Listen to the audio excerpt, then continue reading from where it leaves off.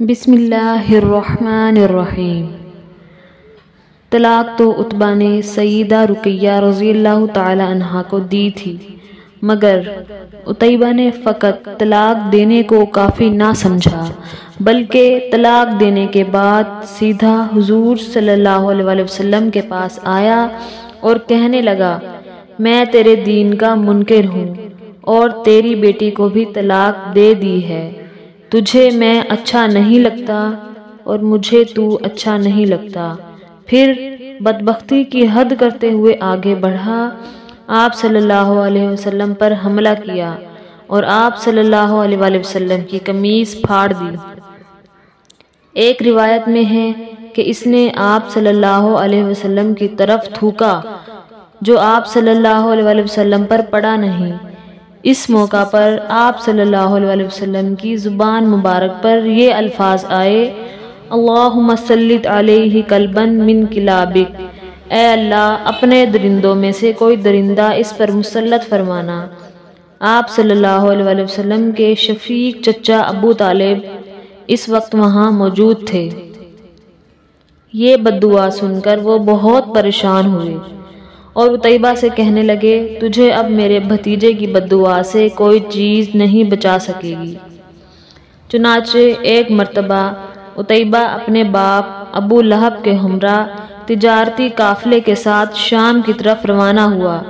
دوران سفر قافلے نے ملک شام میں زرقہ نامی مقام پر رات کے وقت ایک جگہ پڑاؤ ڈالا۔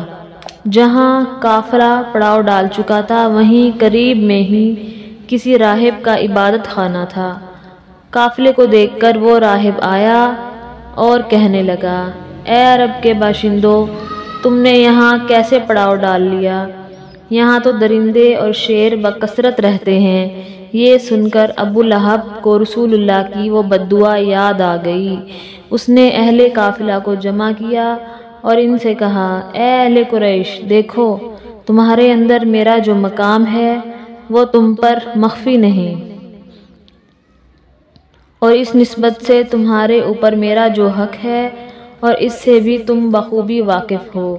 مجھے آج محمد کی بددعا کا ڈر کھائے جا رہا ہے، لہٰذا آج رات تم سب میرا تعاون کرو۔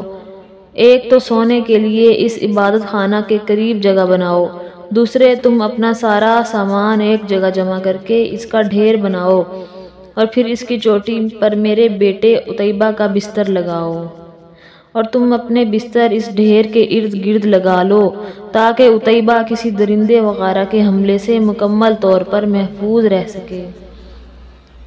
چنانچہ ان لوگوں نے اول سامان کا ایک اونچا سا ڈھیر لگایا، پھر اپنے اپنے اونٹ لا کر اس ڈھیر کے گرد بٹھا دیے، اور آخر میں اس ڈھیر کی چوٹی پر عتیبہ کا بستر لگا کر خود اس ڈھیر کے گرد ابو لہب سمیت اس طرح حلقہ بنا کر لیٹ گئے کہ عتیبہ کو چاروں طرف سے مکمل طور پر گھیر رکھا تھا۔